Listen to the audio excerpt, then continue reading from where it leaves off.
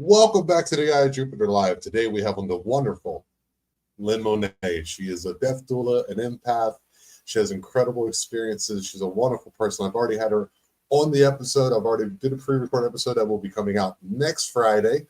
So you guys get to see, when we sit down together with all the, without all the chatter on the side on the live episodes to see who she really is. And she brought up an interesting entity or an elemental, I'm sure she'll correct me on this, that she ran into and has been experiencing.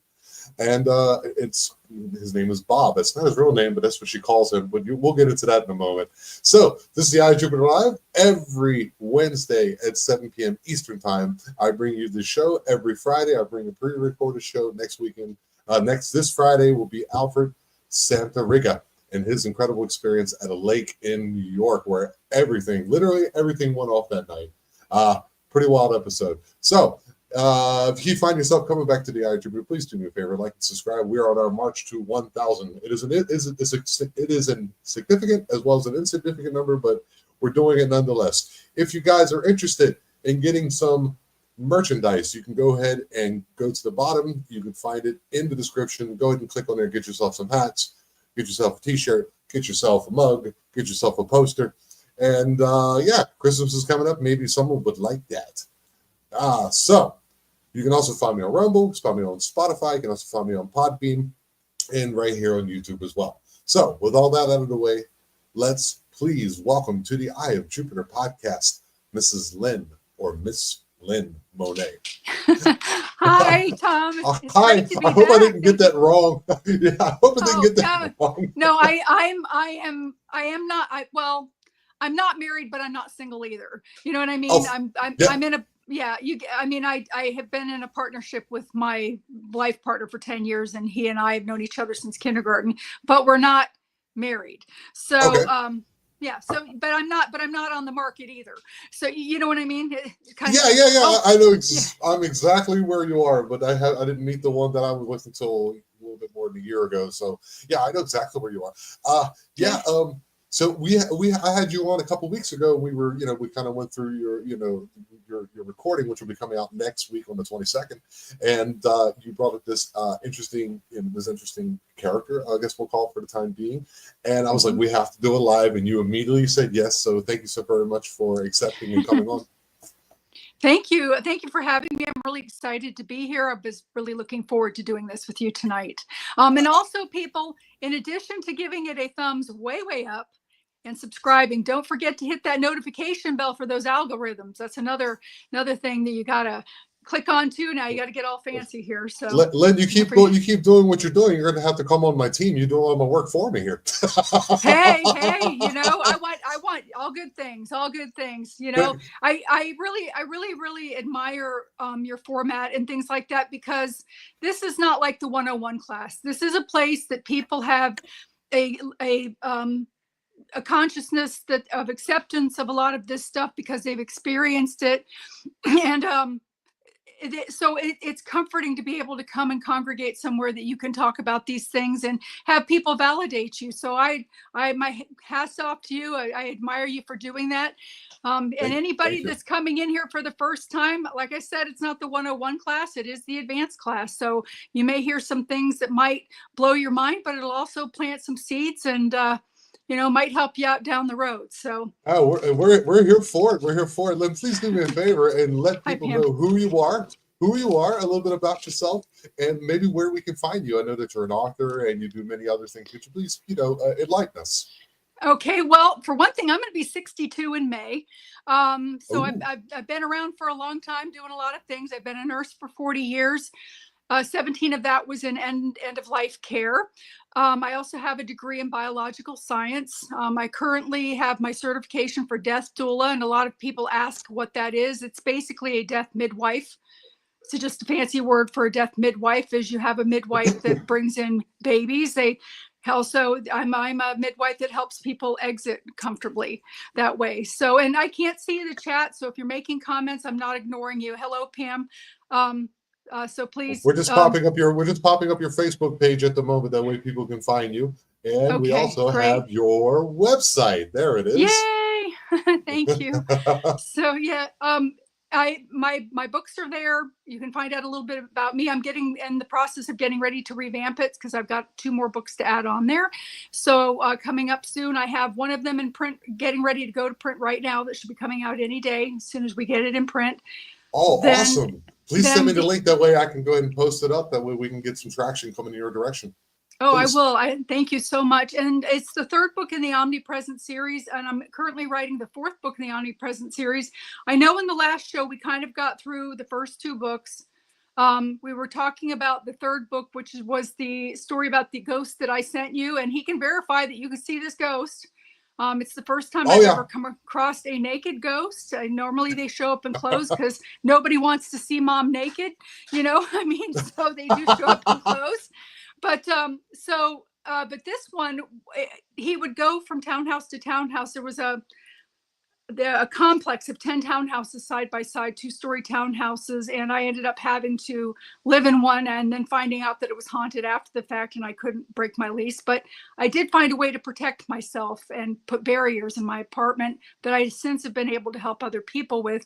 Because the thing about living in a building that is connected to another one, you know, you can clear it all you want with sage, but they'll go upstairs, they'll go downstairs, they'll go in the other room until you're done, and then they'll come back the next day when everything's settled and clear. And so anyway, I kind of went through that, and the ghost that I sent Tom the picture of was this person, this deceased ghost, and there were a couple of others too. One of them was not very nice, that would go around and you'd hear him going tapping. When my first night there, I heard him tapping on the nightstand next to my bed.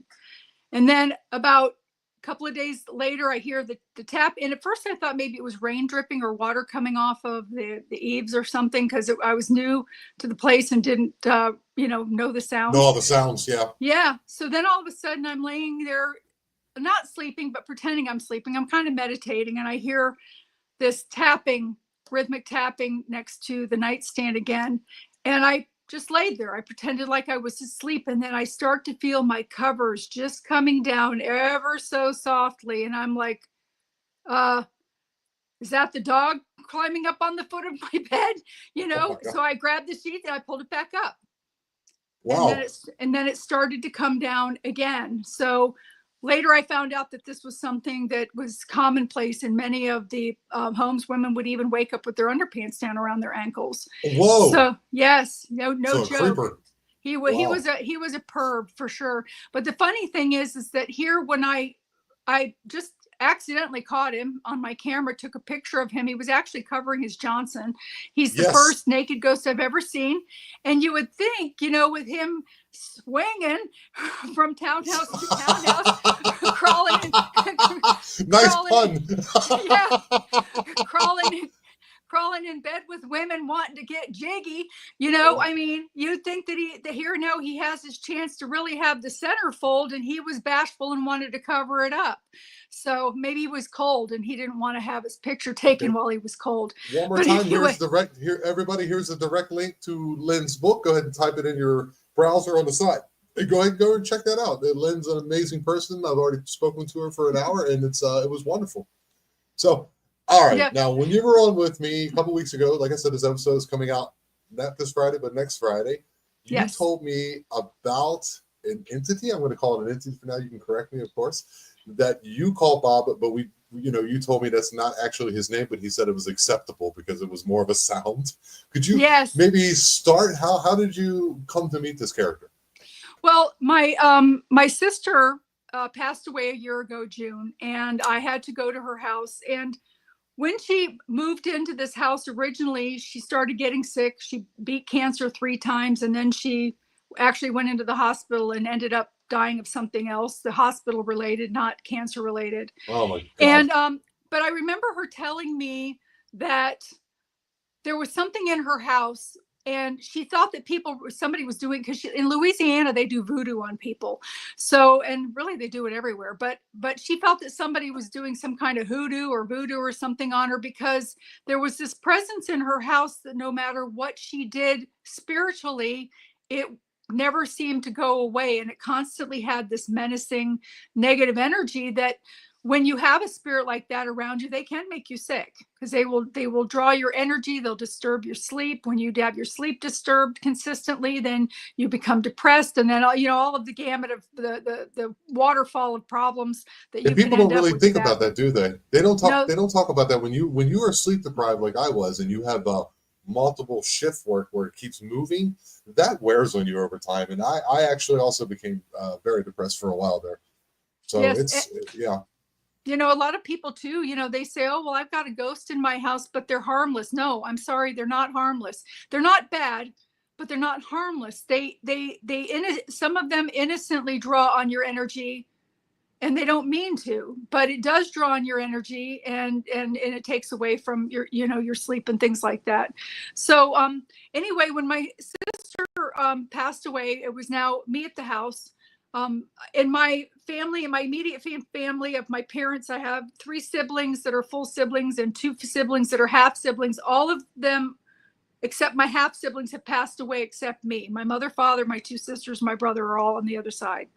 So I didn't have a lot of people to reach out to. So I reached out to my half sister Mary to fly in and help me kind of go through everything in the house, try to find my sister's will, which there wasn't one, and try to find, where her bills go and things like that. And so the very first night, my sister Mary decided to sleep in my sister's room, and I slept downstairs, and I'm listening and I'm hearing her praying and humming hymns. And I mean, this went on for like an hour and a half, and I'm thinking to myself, well, maybe this is her nightly ritual. It's a little weird to me, but hey, have at it if it works for her, type thing. But so the next morning she woke up, and I made mention. I said, "Did you sleep okay last night?" And she said, "I woke up during the night shortly after I went to sleep. I was laying there, and I opened my eyes, and there was this wreath of faces floating over my bed." Whoa. Yeah. And she said that it scared her, so she immediately shut her eyes and started praying and kept kind of squinting and peeking to see if it was gone yet, and it wasn't leaving.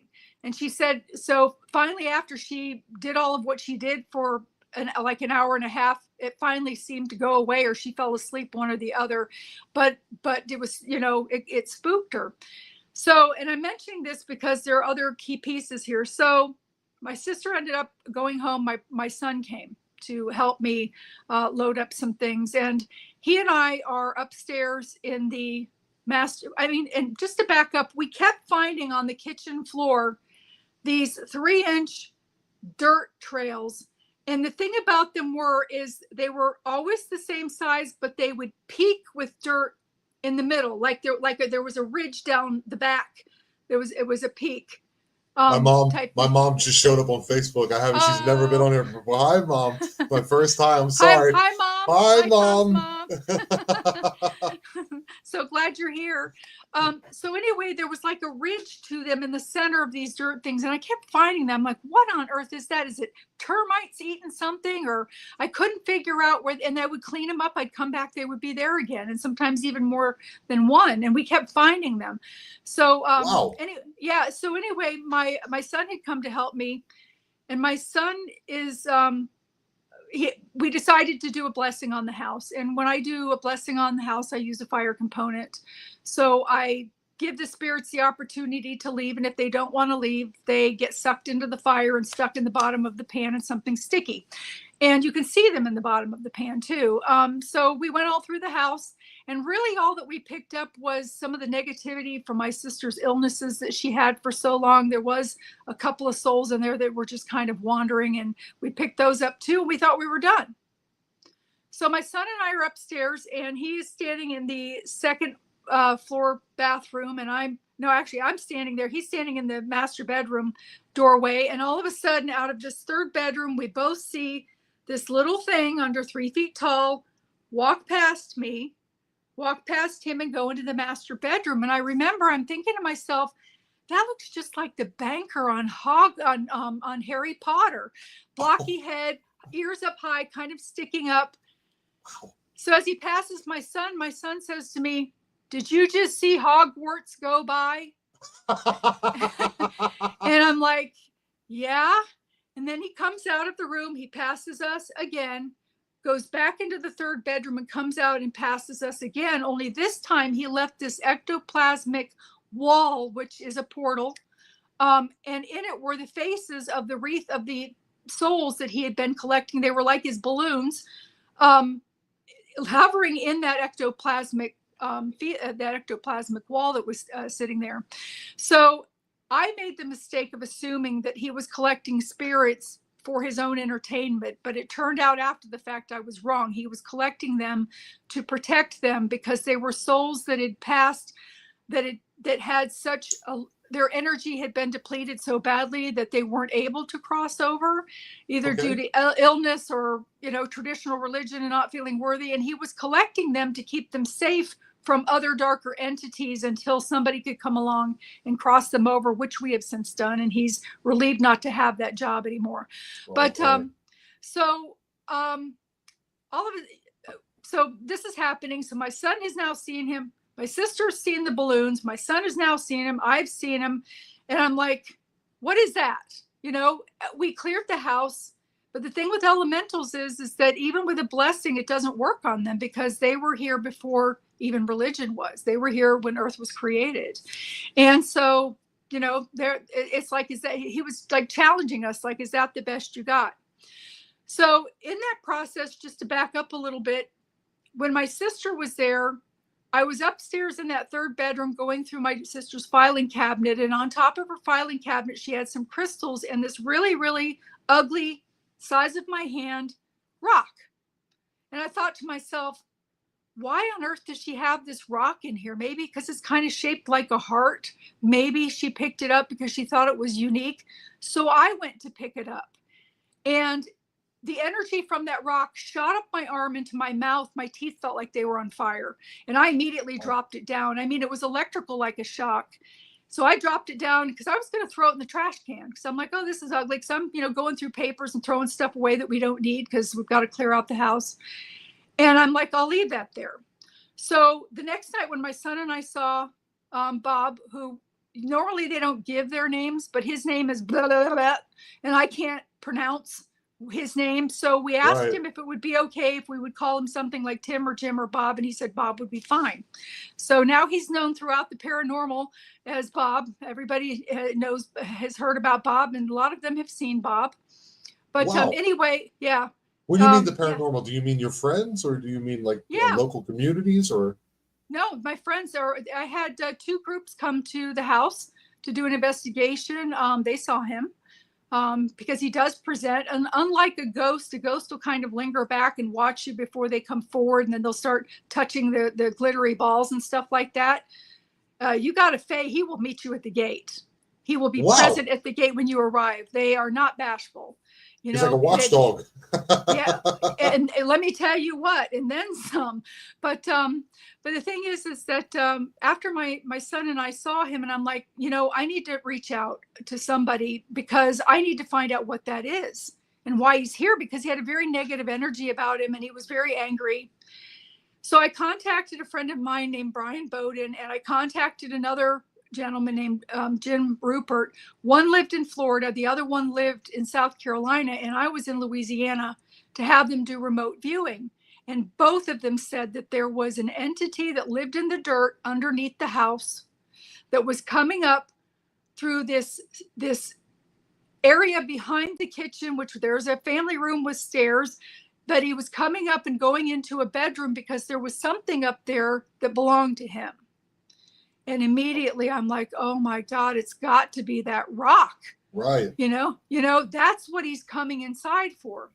So I thanked them. You know, they told me about him, and we kind of went back and forth with conversation and a couple more phone calls because I'm like, what do I do with it? You know, I don't want it here while we're cleaning out the house. I'm like, what do I do? So I was totally out of my element, and I'm trying to make moon water and different things. But anyway, my son the next day, I said, you know, we need to take that rock out. I said, and the thing about Bob was he'd stand and put his face between the balusters. Am I allowed to cuss on here? Sure. Okay. His name for me was fuck you, fuck you, fuck you, is what he would call me. Fuck you, fuck you, fuck you. That was my name for him. And every once in a while, a bitch word would fly out, but that was him. So we would see him with his face just watching us. And of course, we were finding more of the dirt trails in the kitchen. And so I told my son, I said, we need to take the rock outside so that hopefully he'll even go outside. So my son the next day took the rock and he started to take it outside. And that little Bob was standing behind him, flinging him with etherical vines and things wrapping around my son's legs to stop him from carrying off the rock. And my son's like, man, my legs are so itchy. It's like poison ivy. I said, I know it is, because he's flinging vines around your legs. That's interesting. Yeah. So we ended up putting it into a shed area in the back, because since it had been indoors, we didn't know, we weren't communicating with him yet then, but we were returning his rock. We gave him a bell to go with it, some things, to show good faith. And we asked him, we said, listen, if you stay out of the house, I mean, the thing with an elemental is you either move or you make nice, because they're not leaving. No matter what you do, they're not leaving. So we said we would leave him with some tobacco. We had some chocolate liquor. We had beignets. I'm like, we will leave you with some treats if you stay out of the house, and we will be leaving in 2 days. So that's 2 moons, 2 nights. So he would have an idea when we were leaving. So the day came that we were supposed to leave. And my son, his battery was low. So he turned on his car to charge up his battery. And he was putting my things together in my truck. I'm sorry, I missed this part. This is a good part. To back up just a little bit. That the night before we were supposed to leave, my son was loading my sister's truck with some things that I was going to haul home back to South Carolina. And all of a sudden I hear all of this profanity being yelled out. And I went to the door. I thought maybe, yes, exactly. And I thought maybe, I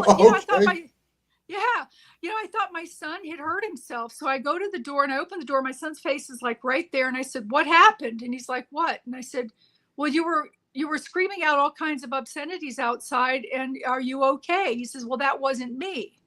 So then moving back forward to the next day when he was getting the cars ready, we had to stay an extra day because we found that there was a leak in the upstairs bathroom that we had to have fixed before we could leave. Because of course it would have come through into the first floor by the time we would come back in months later. So Bob was expecting for us to leave the day that we said that we were leaving. And since we had to get a plumber to come, Austin and I left and we went to go and get some good Cajun food. And then we came back. Yeah. Bob thought that we were leaving at that point, so we could hear him grumbling coming from the back of the house. And he was grumbling like the Tasmanian devil on Bugs Bunny, that kind of sound. He was grumbling because we were supposed to be gone and he was allowed back in the house when we would leave. So we had to explain what had happened. We offered him additional treats to then, we were going to stay there one more night.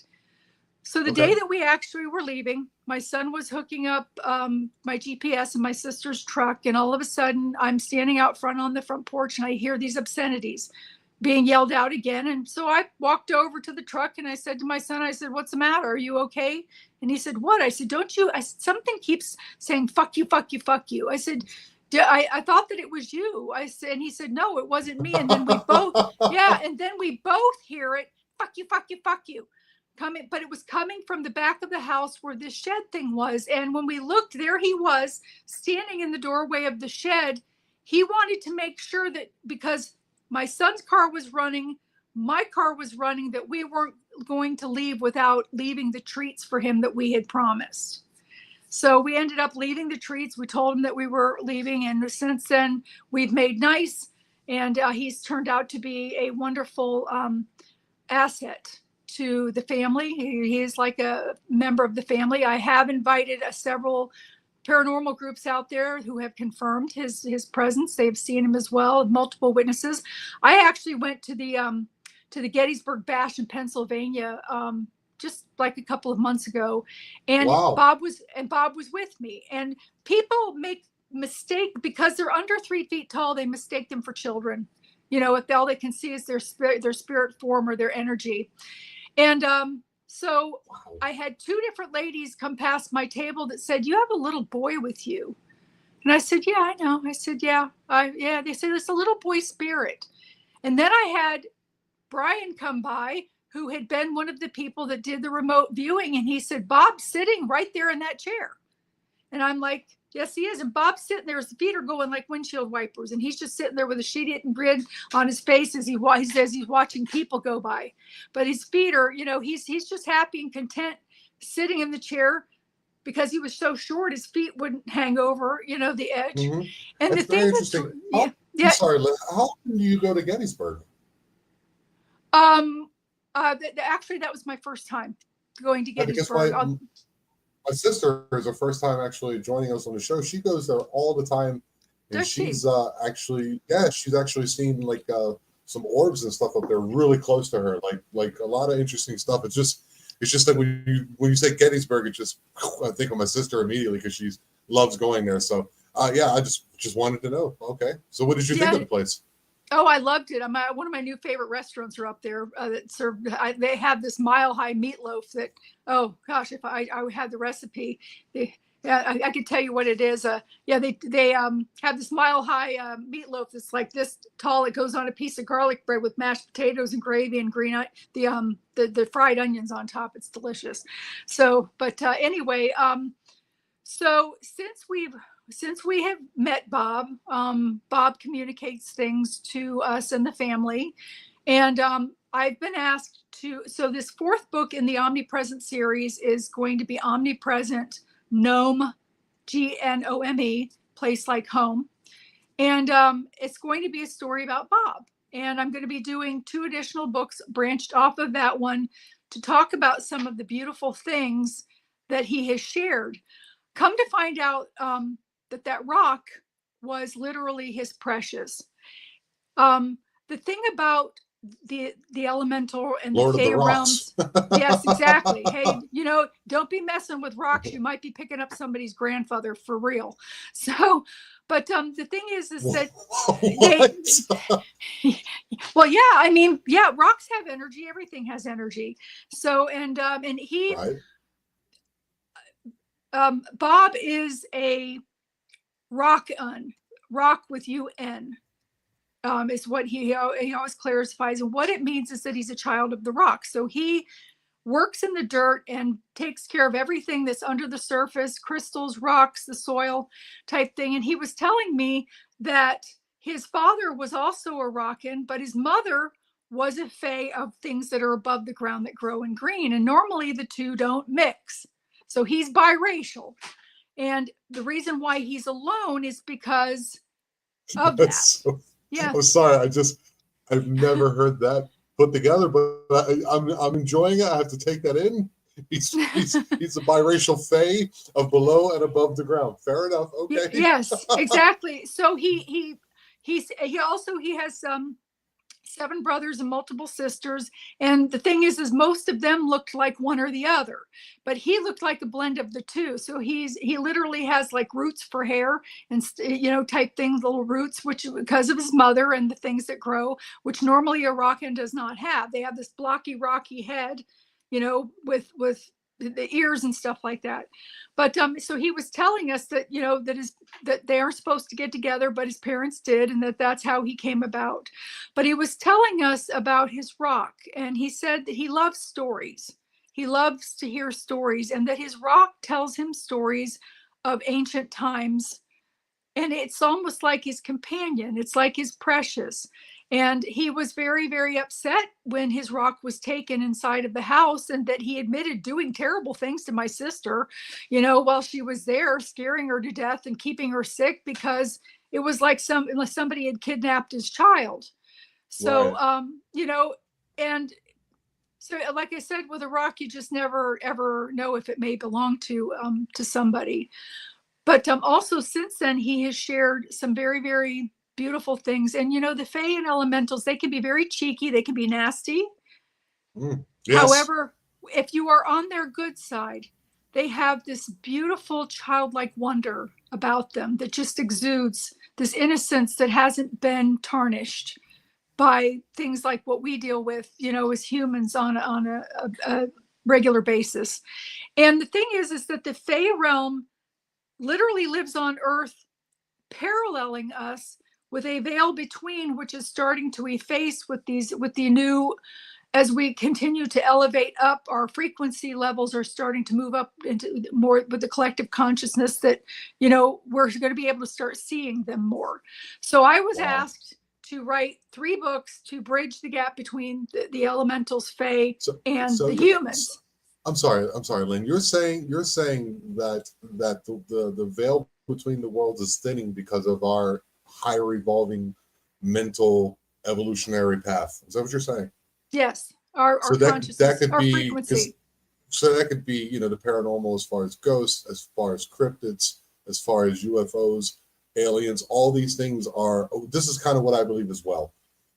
So it's just a very interesting. Hey, what's up, Paul? And it's just a very interesting thing, because I do believe it too. I do believe that we are waking up and reconnecting to what we once had and always had, but this controlling type, whatever this is above us, is now starting to show its hand, and it's a very interesting time to be alive. It is very interesting, and you know, and most of us that are here and the people in your group are incarnates. They volunteered to come in for this time specifically to be the light bearers and light anchors and the bridges between the two. You guys are reincarnated to be on the show to share the concepts and the ideas of the enlightenment. Great. I knew this is why I was like, I gotta have her back on, because you're like ringing all the bells that I love so much. Oh, well, thank you. And we're going to start to see them more. As a matter of fact, our senses are going to increase from having 5 to 7, because of course, when we cross over, we have many, many more than that, including the telepathy. So, you know, those things are going to be starting to, it's already started. You know, I know of a lot of people that are advancing with that. And you also find too that the people that don't want to go along with some of this, they don't have to, but their frequency won't elevate, and they'll just kind of fall along the wayside.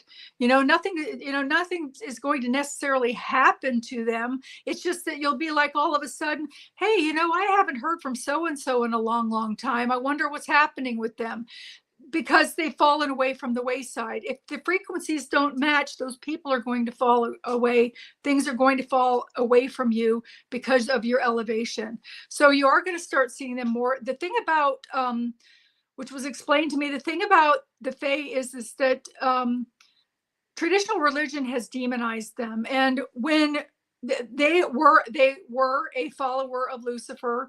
When Lucifer was in heaven, he was this beautiful musical angel, very intelligent, and then he decided to take things into his own hands, and he got kicked out. Well, like the Hatfields and the McCoys and the Republicans and the Democrats, you follow your choice, or you follow your king, or you follow whatever, sometimes not even thinking of the repercussions that could be, the consequences. Now they're realizing what the consequences are, and they're coming back to go back into the realm of helping the humans. And I even said to them, writing the book, I said, look, are you sure? I said, because there are so many people, if they knew that you existed, they would turn you into the genie in the bottle type thing. Their expectation, they would all of a sudden have expectation and be using you for things that they're not supposed to be using you for, like lotto numbers and stuff like that. They don't do that. They do speed up things if you need them. If you've got a check coming, they can make it come a lot faster, but they can't, give you, and they won't do anything against a person's will. So people can't ask them that either. But they are wonderful assets, and they will be coming to help again, because that's what they were created for, to be helpers. And they've been so abused. Even the Native Americans used to feed the puckwedgies to the giants so that the giants wouldn't eat their tribes. What's a puckwedgie? What's a puckwedgie? I've heard of this before. Yeah, a puckwedgie is another blanketed term of the elementals, and they're all in that Fae realm, and all of the little trolls and things like. I mean, there are so many facets to it that even I'm learning. I mean, I was into paranormal. I see dead people. As a nurse, I see people come out of their bodies at the time of the death. People coming in. Yes. I see attachments on people with mental illness. This was, just sat in my lap. I am still learning these things. So in the books that I'm writing, especially the 2 that are going to follow, because of course I have to introduce Bob and things like that. I'm going to be talking about some of the things that he has shared with me, like about the creation of Earth. He was talking about Jesus. Yes, people, they do believe in God. They call him Source. And, they talk about the aliens. They talk about all that stuff. But he was actually telling me about Jesus. And he said that Jesus, for one thing, Wow. when he was hung on the cross, the nails did not go through his palms. They went through his wrists. Is one thing that he told me. I'm sorry, I made a mistake. I made myself large on the screen, and someone said, "Oh my God, it's a large Tom." Thanks, Paul. Funny. I can always count on you to make me laugh. Thank you, brother. Oh gosh, that's funny. That's I made a mistake. I was putting up your TikTok, and here's your Instagram as well. Yeah, I know you can't see it, but as you're going, my wonderful moderator is going through the gamut and getting all your websites and everything that we can connect to you as much as possible. I'm sorry. Please continue. Thank you. Please continue. I'm so sorry. I didn't mean to laugh. It was just funny. No. Please. I'm good. But he was talking about the fact that Jesus's skin, because he was alive when Jesus was around, was more of an olive tone, like Middle Eastern, and that his hair was more of a honey color. Not so much of a brown and not a lighter blonde, but like a honey color, even with more of a reddish tint to it. And talked about that he was like of an average build, like he said that he was just a little bit taller than me, and I'm 5'9", so he had to be like 5'10" or 11. And but he was talking about that. He was talking about the creation of Earth, talking about how it was just this molten rock for a while that literally came from the sun, and all of the planets came from the sun and created the solar system, and how all of that worked. I mean, he took me all the way back to the very, very beginning. And so all of that's going to be in the book. He also has shared some things too that are very, very interesting. Like, for instance, if you take a seed before you plant it and you expectorate on it, that the seed has the ability to analyze your saliva. So if you have any deficits in your system, once you plant that seed, once you plant, for anybody that didn't hear it, once you plant the seed, the fruit or the vegetable that it grows will have the components in it that you're lacking, so that you can eat it and it will balance you out.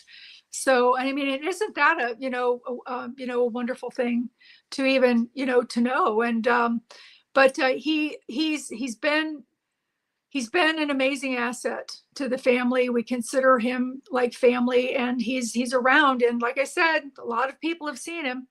He walks with me, and people see him with me all of the time. And people that have gifts are like.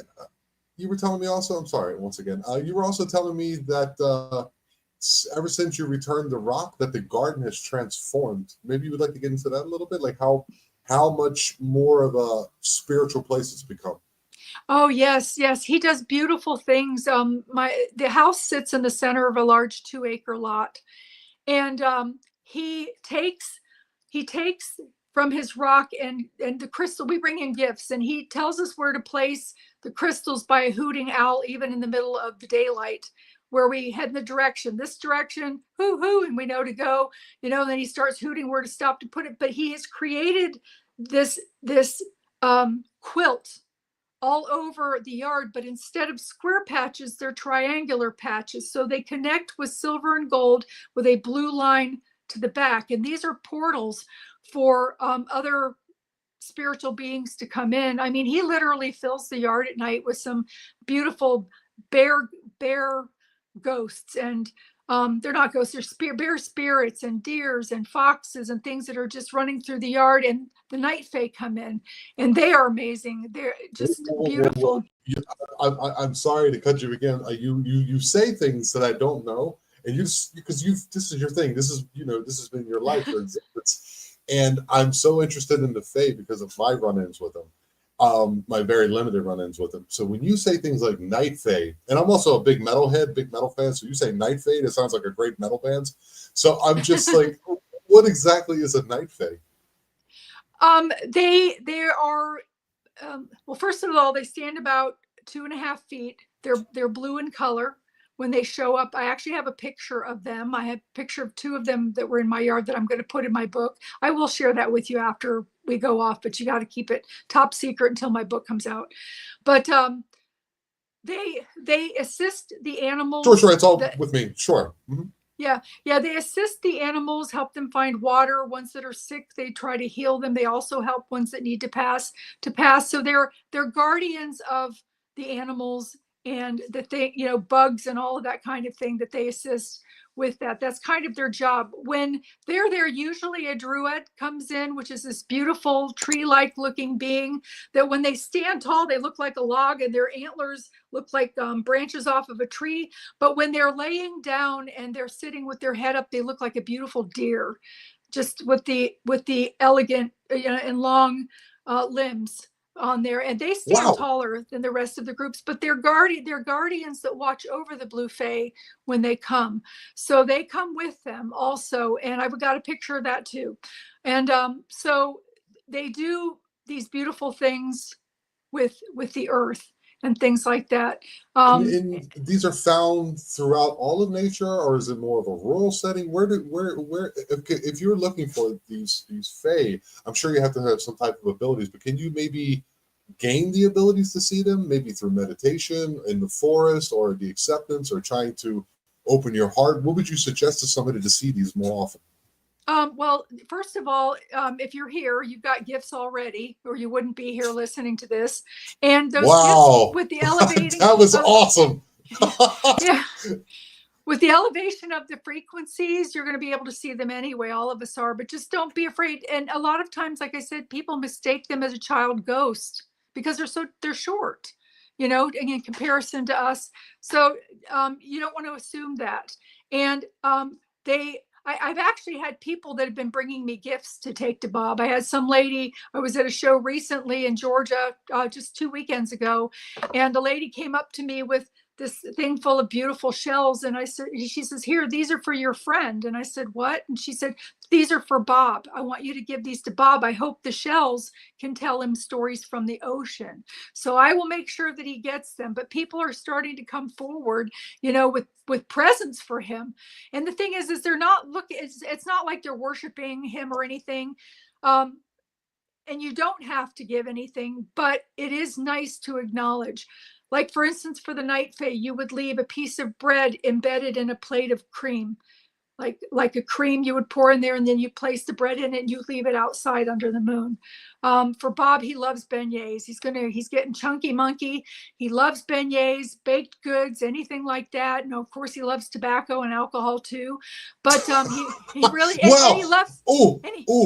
I'm so sorry. Oh, you kill him. Okay. This is what's killing me. I've been listening. I got these stories that are really coming. This one is not up there yet, but I have stories spoken to by Spanish people from the Yucatan. And there's a fae / elemental here called Alucius, and they live in caves on people's properties. And there was these two people, and there was a friend of mine and his brother or something like that, and or his brother and a friend of his. And they were sitting in the yard having a couple beers on the weekend, and they kept hearing something coming from that area. And the guy said they love beer and tobacco. And he set out a small little glass of beer, and he set out a cigarette, lit it, set it on the ground, and this thing came out, drank the beer, smoked the cigarette, and the guy got a fever and never went back to the property again. It's just, you're saying things, when you say something that matches up with something that I haven't even talked about yet, that's crazy. Why do you think they like beer and tobacco? Are they just is there like hell angels, fae, or what's going on? No, alcohol is produced from things of the ground. You know what I'm saying? Of plants, fermentation. And fermentation and things that are more natural, actually. Tobacco, I guess, being around it with the Indians, and of course, tobacco is a plant that's grown, so they know about that too. But and he loves Oreos. That's another thing. He loves the chocolate Oreos with the white frosting in the middle. But the thing is as you leave them out, as a gift or an offering, and it's not that he's asking for them. He's very grateful to have them. But he sticks around, the family. He also sticks around my friends. So you may end up seeing him come around you. He has a portal built in the backyard that is between 5 trees that he exits and goes to Europe, because originally he's from Europe, and he was actually in Ireland recently, going from door to door, knocking, telling his friends, the Faye, about the humans that he met that are actually nice and can see them. So we've actually had visitation from some very interesting looking things. Do they have accents? That's all I want to know is do they have Irish accents? Because it's through telepathy, there's really not an accent, because it's different than verbalization.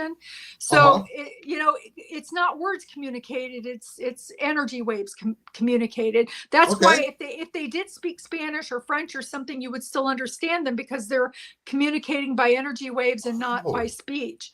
So but the thing is, my son was approached by 3 of them, and he said, he was telling me, he says, Mom, he says, I was sleeping last night, and right before I went to bed, these 3 little beings popped up on the foot of my bed.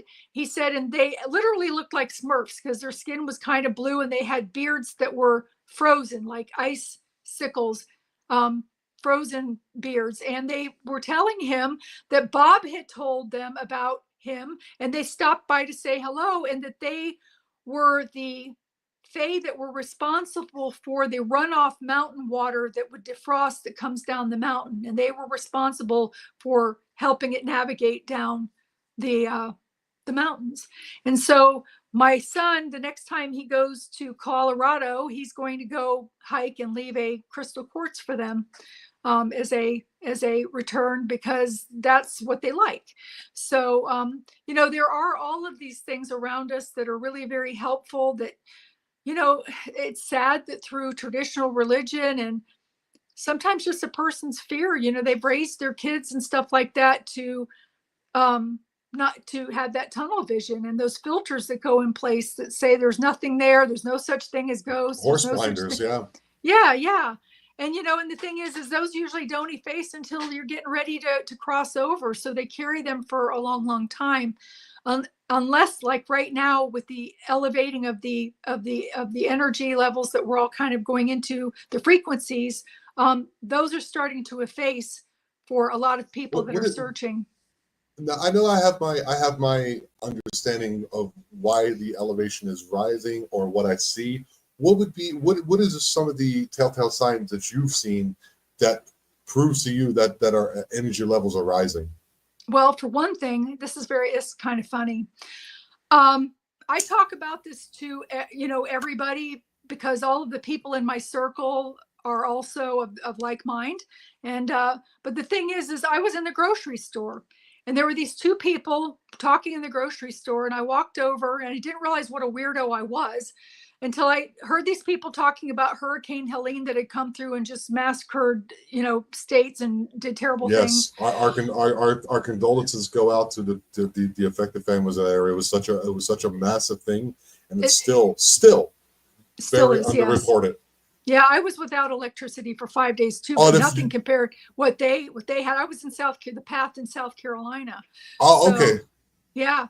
So anyway, what was I saying? Forgot. What was I talking? These people, the people that were standing in the store. So me, I'm chatty. I like people. So yeah, you wouldn't guess I'm not chatty. I'm hogging the conversation here. So, but anyway, so I approached these people and I said, yeah, isn't that terrible? I said, there are 157 patents on weather manipulation and another 175 that are waiting to be approved, that all they have to do is fly up with a drone and sprinkle certain chemicals on certain clouds, and they can create hurricanes and tornadoes and all kinds of things like that. And look what's happening in Europe right now. Oh, exactly. They're cloud seeding. Yeah, it happened in Spain, and right now it's Italy. They're cloud seeding Morocco. And that stuff is blowing up into Europe right now. I was talking to a friend who lives in Spain, and he was like, "It's pretty crazy right now." And I've been telling people about this, and that they can cloud seed and make rain. So how is that not chemtrails or whatever? Exactly. Well, I'm not a scientist, YouTube, but I'm just saying there's things that are the 2008 Olympics where they cleaned up the sky and all that. And so it's out there. We know it's true. So yeah, you were talking to these people and you told them, and what happened? Well, and also Poland has been, just a month ago was declared, the entire country was declared a disaster area. So, or whatever the wording is for it. But anyway, these people, they're looking at me like a deer in headlights, like, what's she talking about? You know, they were totally clueless. And I realized in that moment how I must have sounded like a crazy person to them. So I just told them to have a nice day. And I walked off kind of chuckling to myself, and I could hear them whispering to each other, you know, kind of under their breath, that they didn't want me to hear. I have no idea what they were saying. But in that moment, I realized what they're talking about with the frequency changes. With people, and those people's frequency didn't match up with where mine is. And not that it makes you better, it just makes you're more getting closer, you know, with the whole collective consciousness, this new consciousness that is coming into play, that is so necessary to help Mother Earth, you know, purge some of the things that she has to purge, and to get ready, you know, for some of these things that are happening. This is, I know they sound terrible, but they are a cleansing that's necessary, because, you know, so many things have been let go too long. You know, you've got SRA, you've got all of these other things that are going on behind the scene. I mean, look at all of the, you know, I mean, Oprah's name's been dropped recently with a few things, and I'm not saying, you know, any. Yeah, we don't know. Yeah, we're good. What do you think know, Mother Ayahuasca is? Mother Ayahuasca is reaching her tentacles around the planet right now, and peyote and iboga and all these plant elements that are, for me, what I believe those are, these they're medicines. What communicates directly to you, because it can directly connect to the earth, and it connects to everything and everyone, and they're searching for something with more meaning and with more connectedness to everyone. We're tired of the same old business as usual stuff, and this is coming to light, and I think it's a wonderful thing. I think we're in a very wonderful time. Too. I agree with you on that. It's going to be a difficult time for a while, but the end is going to justify the means, so to speak, and then it's going to be amazing, you know, that way. But I totally agree with you on that, you know, and the changes are necessary. They really, really are. I mean, enough is enough.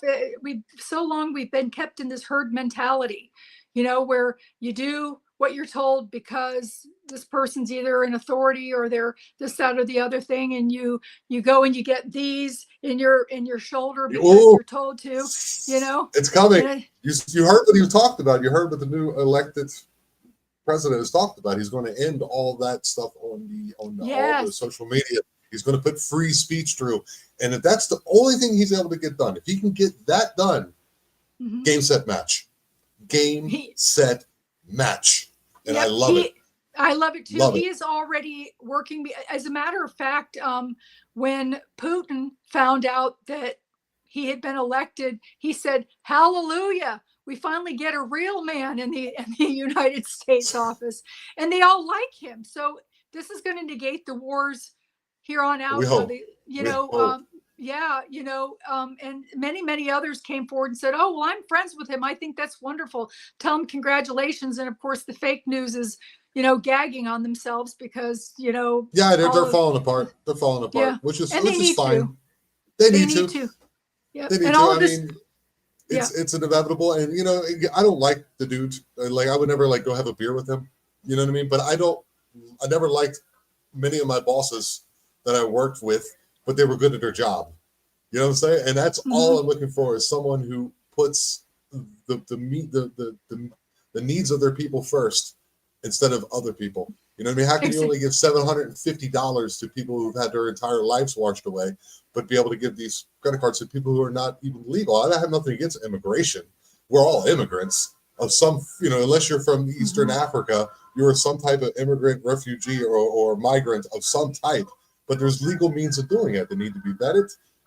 People need to be, you know what I mean? If you're going to improve the life of other Americans, you know, you're a doctor, you're a lawyer, you're an engineer, you're an architect, you're an outstanding worker with a family. All those things are completely fine.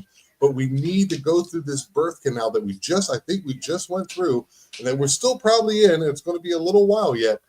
I have some inside information that's be coming out later. This guy's coming out in the middle of December, that I spoke to a gentleman yesterday, and the things that he's saying is it's all starting to match up, and what Lynn's saying as well. And I think you are portraying a positive message that I so enjoy. The reason why I do this podcast is because we've been so bombarded with this BS for so long. And to meet a person like yourself who's so positive and so outgoing and has the experiences that the podcast is coming up, those are wild, guys. You're going to check those out. And then still be able to come through that and still stand tall on your own 2 feet and be like, you know what, guys, it's going to be worth it in the end. And I thank you for that, Lynn, so much. You're amazing. It is, even when it's looking bad, don't go into your fear mode. Understand that this is something that's necessary and you're going to be okay. One way or the other, you're going to be okay. You really, really are. And by staying out of the fear of it and understanding that this is a purging that's necessary, then you won't draw that negativity to you either, because what you put out, you do receive, which is important. And, another thing too, we've not only the herd mentality and the system that we have, but the medication. I mean, people, if they are a little bit different, the first thing they do is they medicate them with a pill, and then they have to medicate them with more pills to fix offset the side effects. Yeah, the side effects of the pill. Mm-hmm. And again, this is all a big money maker for all of the people that already have more money than they need. But so all of that is going, and thank God the RFK is going to do away with a lot of that. Also going to make, he was talking about even the cereal, like Fruit Loops. He's like, you know what, they have these things in other countries, but they don't have all of the junk in them that they have here in the United States. So it shows that they can alleviate those things and take them out of the food. Isn't that incredible? Because I've lived in Europe and I've read the ingredients, and it tastes a little different, but it's still just as good, if not better in some instances. So Absolutely. What is the underlying meaning of that? Like, my personal opinion is that you cannot, because of the position the United States sits in, just geographically alone is impossible to take out from an outside influence. So you rot it from the inside. I think the statistics are, correct me if I'm wrong here, YouTube.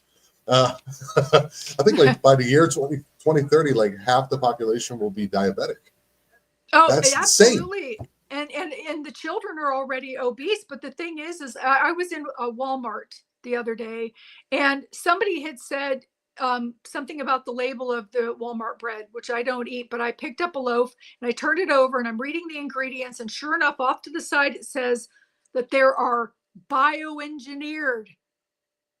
something bioengineered in that bread, and it said it. So I took a picture of it and I posted it on Facebook, and they immediately came and put me in Facebook jail for spreading falsehoods. And I'm like, no, you can go to Walmart yourself and pick up the bread and turn it over. It says bioengineered. I got put in here. Yeah, I got put in Facebook jail because every time, like during the rainy season here, like the canals will flood, and the crocodiles that are normally in the mangrove swamps will kind of come into the communities, and they put on the Spanish Facebook, hey, be careful, watch your kids, watch your animals. There's crocodiles out there, and I jokingly put, if I ever see one of those, I'll punch it in the face. And Facebook, no, that's hate speech. I'm like, I'm talking about crocodiles. Yes, exactly. I'm being absurd. Yeah, what's funny too is I was talking, my mom frequently comes through and she's on the other side, and I was telling the story about when my mother passed away. She passed away in July.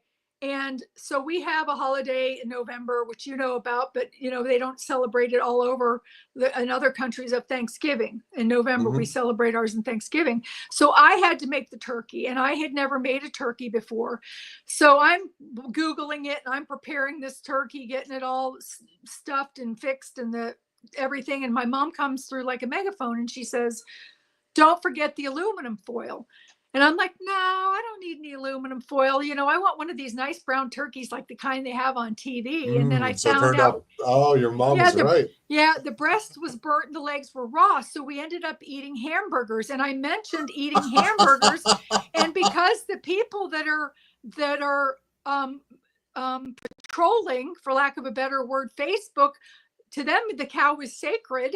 So again, I got penalized for mentioning eating a hamburger, because it's beef. So go figure.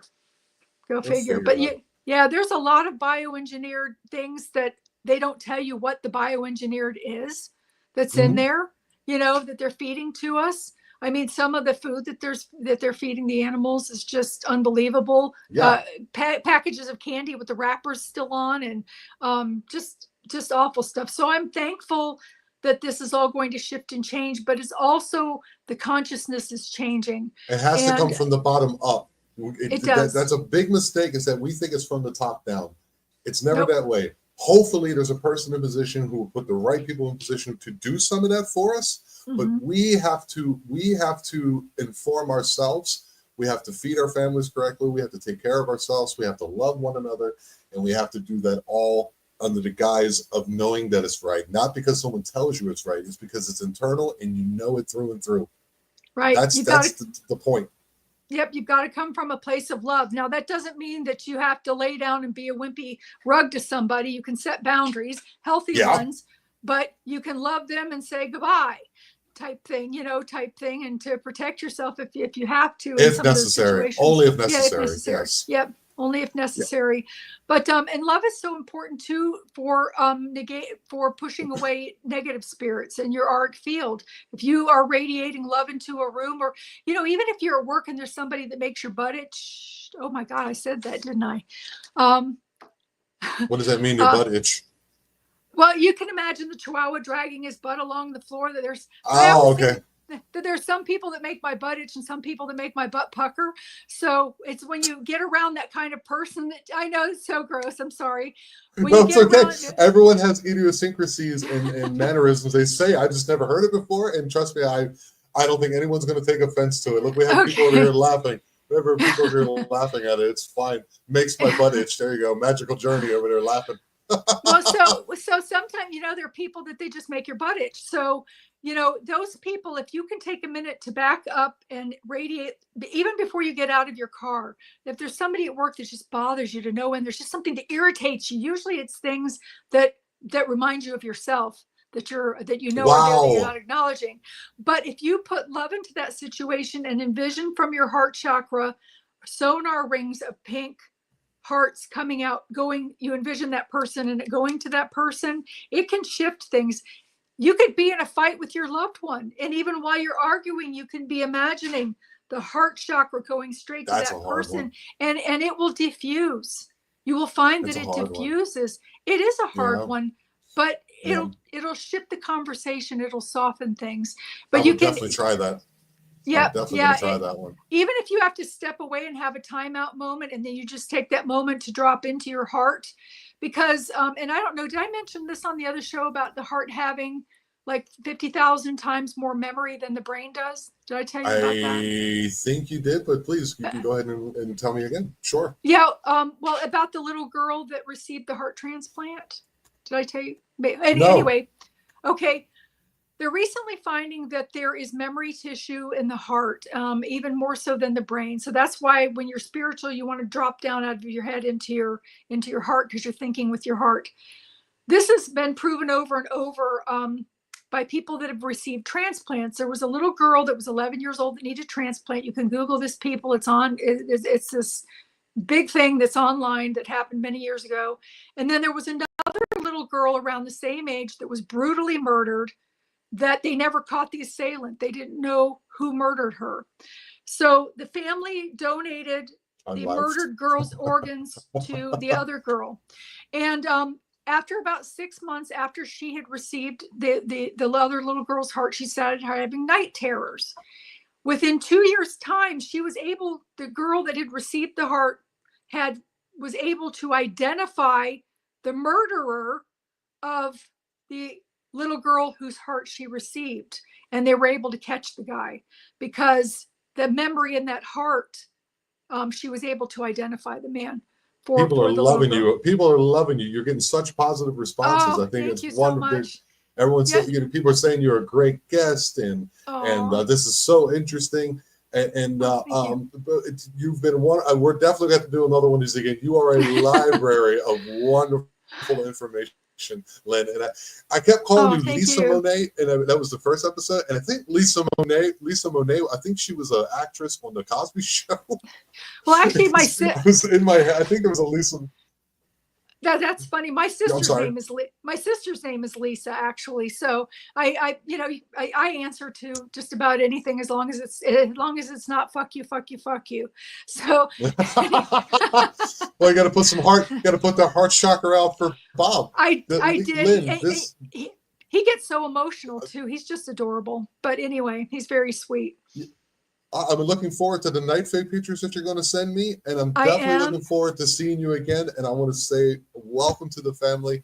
You are very Lisa. Lisa Monet was hot on this. All right, Smurfy. So it's Monet, not Monet. Okay, I was close. You're welcome back anytime. Maybe sometimes towards the end of December, maybe around Christmas or something like that. We can put out some type of positive vibe for the new year coming up, for the inauguration that's coming up, and have you back on. Please, one more time, for the listeners, please tell us where we can find you and get some of your great books and information. Okay. My books are on, if you're outside of the United States, I recommend that you purchase the books through Amazon because they're less expensive. Not all of my books are on Amazon. The new release that's coming out will be on my website only, as there are other books that are website only. So my website is www.lynn, Monet, Monet, like the painter.com. That's www.lynnmonet.com. You can look on there. You can order my books. I'll sign them for you and autograph and personalize them for you. There's a link at the bottom. There's a link at the bottom, guys. That way you can remember, and she'll sign them for you. I mean, You can't beat that. That's awesome. Yeah, I will sign them and personalize them for you. And also, what else? Oh, there's also an email there that if you want to reach out to me, I still do. And I'm sorry, I'm running like a month behind on emails. There are so many that come through that I try to do. I just want to put this one warning in there. If you've got issues with demons, call somebody else. I don't do demons anymore. Okay. That's what you have to call Blondes and Booze for that, guys. That's Blondes and Booze, and they have a specialist over there. There you go. I can do demons, but I choose not to because of the backlash that you receive after having to deal with something like that. It's not. I will only do it for family.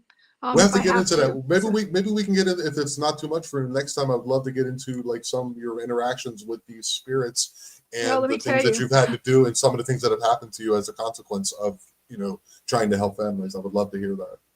Okay. That's a whole nother show. Well, it looks like you're going to be booking me on a monthly basis. That's okay with me. If it's okay with you, it's definitely okay with us. So it's just that there's certain people that I vibe with, certain people that I groove with. You're always pleasant. You're always packed full of information, and it's just such a delight to have you on. And I want to thank you so much for gracing us with your presence. Oh, thank you so very much. And I send to the audience. There you go. Some love and light. Okay, thank you so Lisa. Much for having me. Okay. No problem, and I'll contact you soon, and we'll figure out another date. Okay. Sounds great. Okay. Right. Thank you. Have yourself a good evening. You're welcome. Bye. Bye. Bye. So that was Lisa Monet. I told Pam before the show that you're gonna love Lisa, and she's like, okay. And I was like, you'll see, and she is awesome. Like I said, her episode where she goes into her work as a death doula is coming up on the 22nd. She goes into an experience where she was attempting, she actually bought a house, and then she never actually moved into it because of some things that were happening there. We're talking about hellhounds and other things.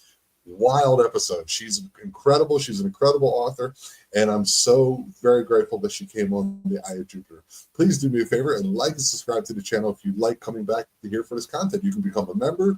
You can also go over and drop me, $5 in my PayPal. Pam, thanks for that. It's down at the bottom. I could always use it. I'm trying to get a microphone. I can't find ones for the headsets here, but I did find a couple that go here, but that'll work fine enough. Just trying to update my equipment and just keep moving on as a podcaster and keep bringing you guys the best quality content I possibly can. If you guys like merch, you can go ahead and go into the bottom. There is a link in the bottom for merchandise. Get yourself a hat, get yourself a t-shirt, get yourself a poster. There's also a coffee mug over there.